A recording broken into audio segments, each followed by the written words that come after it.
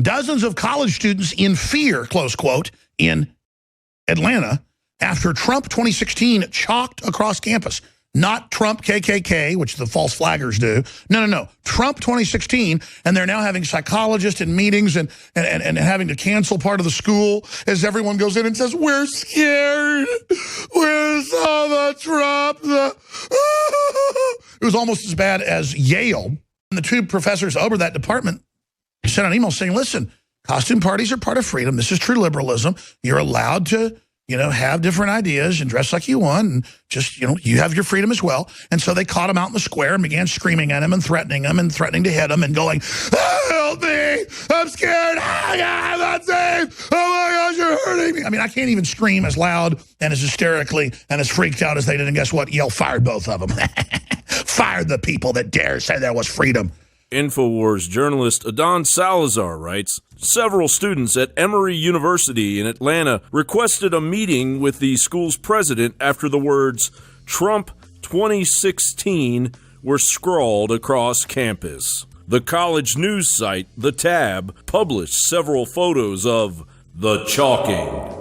Jim Wagner, the university president, said Tuesday he had spoken with some 40 to 50 students after they claimed they were triggered by the words Trump 2016 and other pro-Trump messages written in chalk on buildings and sidewalks around campus. The students said they were threatened by the intimidating messages and voiced genuine concern and pain to administrators, reports the Associated Press. The Emory Wheel reports one student said, I'm supposed to feel comfortable and safe here, but this man is being supported by students on our campus, and our administration shows that they, by their silence, support it as well. And I don't deserve to feel afraid at my school, she added. But individual students soon began to offer more detailed personal reactions to feelings of racial tension that Trump and his ideology bring to the fore. Has this juvenile corrosion of freedom of choice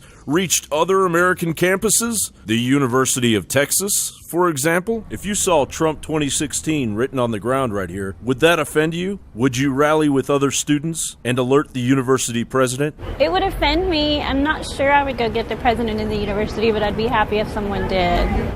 I'd sadly try to rub it out. I think just goes to show a lot about where our political process is at right now.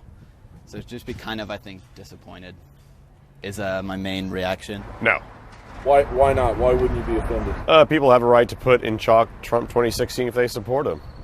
I may not support him, but that doesn't mean that others aren't supporting him, and they have a right in chalk. It's not if it's not graffiti, I'd be fine if people did that, as long as they don't infringe on the rights of others to write Clinton or Kasich or anyone else in chalk right next to it. Why would it offend you? Well, first of all, nobody should be writing their opinions on public streets. It's not the opinion of all the students in the body, and it shouldn't be represented in our university.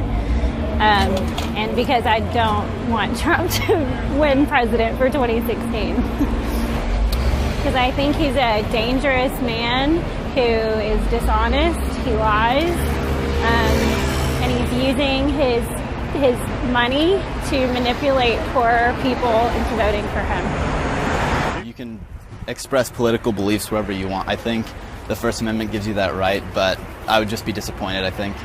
I think society is becoming more polarized.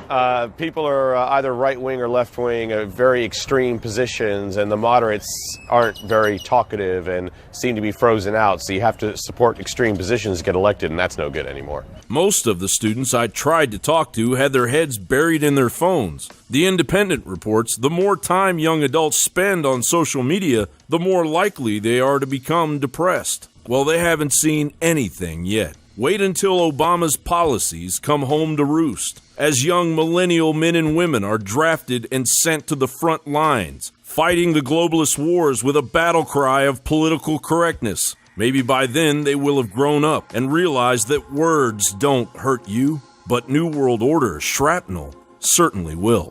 John Bound for Infowars.com.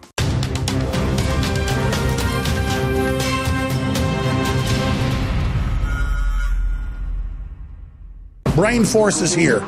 Ladies and gentlemen, I've been on this the last few months. You probably noticed I've been more crazed, more focused, less brain fog, more energy, more special reports, and it's because of Brain Force.